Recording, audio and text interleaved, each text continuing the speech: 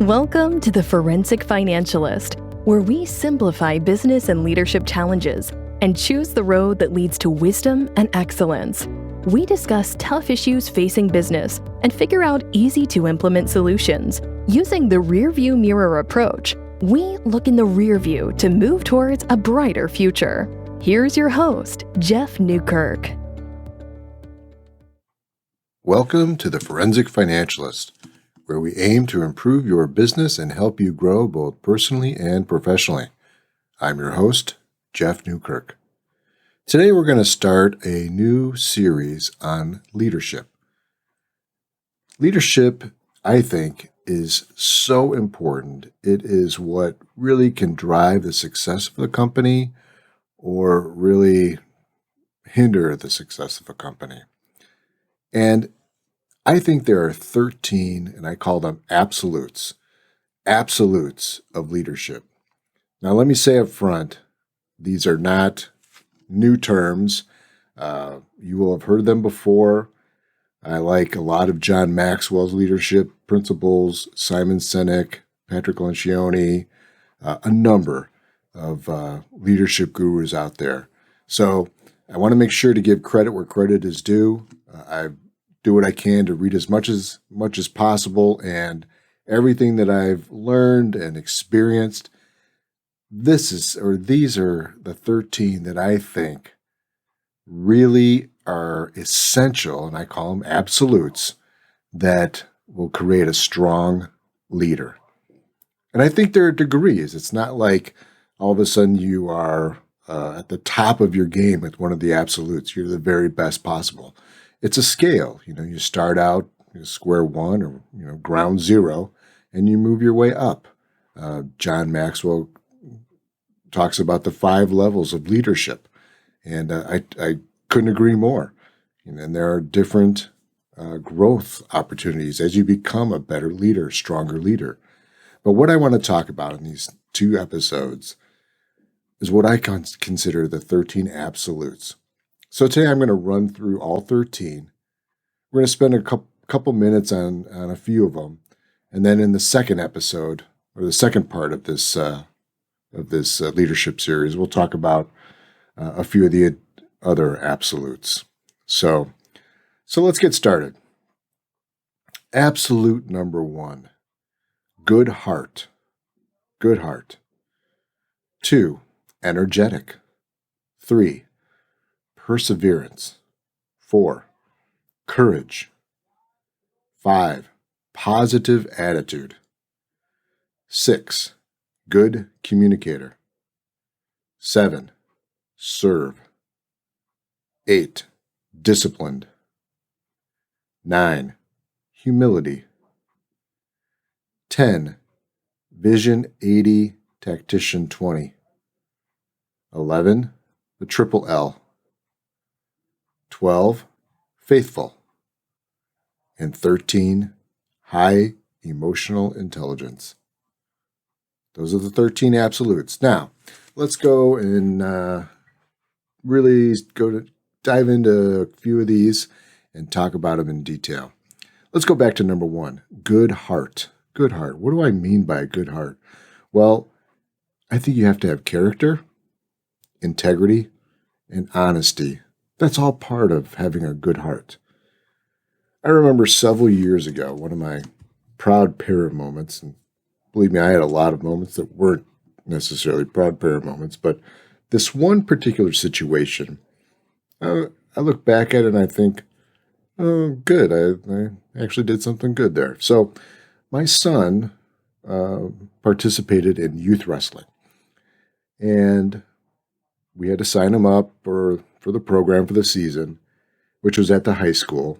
And on our way out of the high school, we were the only 2 in the hallway. It was a Saturday morning, and there was a $20 bill laying in the hallway. And my son said, "Oh man, $20, awesome!" And I said, "Well, yeah, that's awesome." And he picked it up, and I said, "Well, put it over there on top of the garbage can. Not in the garbage can, but on top of it, so somebody could see it." And he looked at me like, "Are you crazy? It's $20, man. And I said, hey, bud, did you earn that $20? No. Well, is that your $20? And he said, with a long face, no. I said, well, then we can't take it. Put it back or put it on top of the garbage can. He said, well, somebody else is going to take it. I said, well, that's somebody else's decision. My dad used to always say, the world's full of choices. You got to make yours. Well, in that situation, we had a choice. We could have picked up that $20 and went on our way. Could have taken him to McDonald's and, bought him a Happy Meal or something. But that wasn't the right thing to do. So like I said, I've had a few not so proud parent moments, but that one was a good one. And the good news about that particular situation is that my son to this day remembers it. And that was probably 12, 13 years ago. So good heart. Absolute number one of leadership is you've got to have a good heart. And that includes character, integrity, and honesty. Absolute number two is you've got to be energetic. You've got to have some energy. Brendon Burchard talks about the HP6. There are 6 high-performance habits that we need to have if we're going to be at the top of our game. And one of those is that we have to have energy. And I couldn't agree more. But what does this mean? Does this mean that we just, physically are like the Energizer Bunny and always on the go? No, that's not what it means. It means that we have to be physically in shape, but mentally we have to be in shape. We have to take care of our brain and we have to take care of our body so we have the right amount of energy that we can lead and people see us as a good example. I think back to a situation several years ago, and I was responsible for, it was a business, and I was in a situation where we were interviewing candidates for a position. And I felt it was always important that we conducted interviews as a team. So we had a series of interviews, and in one of the interviews, I was with somebody else, and candidate was exceptional. On paper, outstanding. And interview went very well. And interview was over, and so turned to the manager, and I said, hey, that was a pretty strong candidate. What'd you think? And our manager said, well, yeah, pretty strong candidate. Okay, yeah, pretty good. I was like, well, what gives? What's the hesitation? And she said, well, I think that candidate had snuffleupagus syndrome. And I was like, snuffleupagus syndrome? And she said, yeah, no energy. So, okay, for those that know Sesame Street and remember the character Snuffleupagus, sort of a character with low energy. And for this particular position anyway, we needed somebody that did have some energy and could make it through the day. And in a very, I don't know if it was certainly a descriptive way to put it, but I'm not sure it was necessarily politically correct. But you don't want to have snuffleupagus syndrome. Can't even say it. We have to have energy.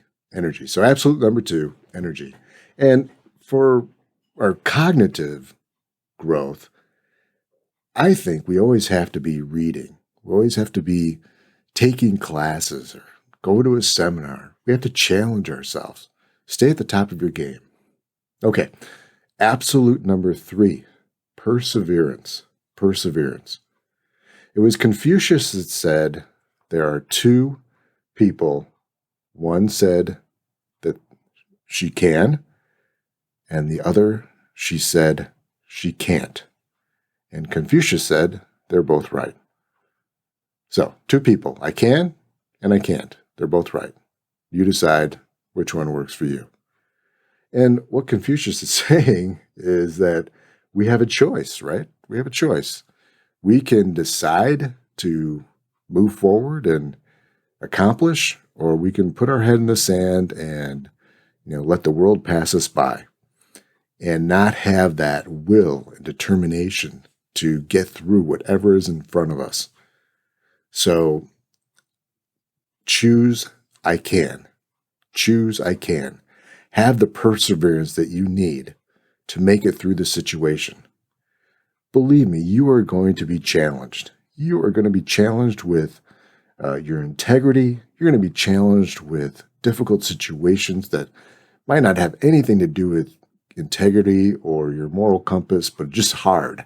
It'll be easy for you to give up. You've got to persevere. You've got to have the will and determination to make it through. Why? Because people are looking to you. People are looking to you to finish the race, get across the finish line. Be that example. If you put your head in the sand and decide, I'm not gonna be able to do this. It's hard, or whatever excuse. What are people gonna see? They're gonna see somebody that is not determined, somebody that doesn't have the will, and they won't persevere. Okay. Number 3 is perseverance. Number 4, courage. Courage. Wow. The opposite of courage is fear. So, as a person of faith, and I try to have a strong faith, fall short many times, but as a person of faith, I have learned that in the Bible it says 365 times, do not be afraid.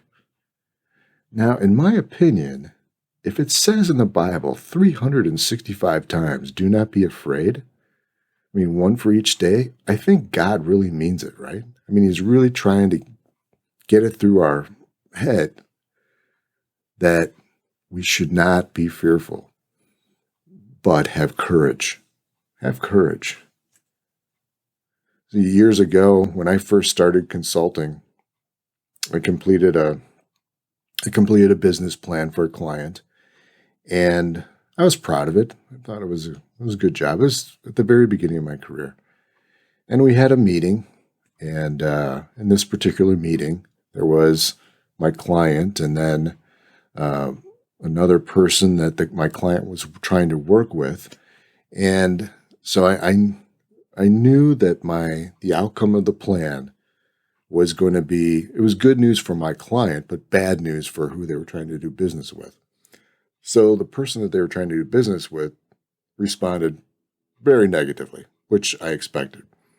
And, really spoke about the plan in a negative way, which again, I expected. It wasn't what they wanted to hear. But I delivered the plan the best I could with the information that I had, and I was proud of it. Meeting ended, and my client called me back and said, "Well, that's a great plan, Jeff. Good job. One problem, though, it just is not quite what we need." I said, "Well, okay. Well, what is it you need?" "Well, we're trying to come to an agreement with this other person who was at the meeting, and so we were wondering, Jeff, if you could go back and sort of fine-tune those numbers." I said, "Well, what do you mean fine-tune those numbers? The numbers are the numbers." "Well, yeah, but isn't there some wiggle room there?" So, you get the point, right? The point was I was being asked to compromise my ethics and deliver something that I knew was wrong, but that they wanted. So that was a tough lesson learned. I did not do it. I didn't go back and fine-tune the numbers, and I didn't have any more work with that client, and it hurt me financially. But I also could look at myself in the mirror and say, I made the right decision. And I can cite other situations that I've been in where my ethics have been really challenged. Really, really challenged. And most of the time, I'd like to say all, but I'm sure I've missed some of those challenges on occasion. But the big ones, I think I've done okay. I've made the right decision. It's cost me. It's cost me financially for sure, but that's okay. It's okay. At the end of the day, it's not about money. It's not about stuff. It's about doing the right thing. And you can't put a price on that. So we've been through 4: good heart, energetic, perseverance, courage. Let's knock one more out before we wrap up for today. Positive attitude. Positive attitude. John Wooden, famous basketball coach from UCLA, once said, "Make each day your masterpiece." What a great saying. Make each day your masterpiece. Basically, he's saying at the beginning of each day is like a blank slate. It's whiteboard. You do whatever you want with it, but it's up to you. It's not up to anybody else. Nobody else is going to make your masterpiece. You make your masterpiece. It's up to you. And you have a choice.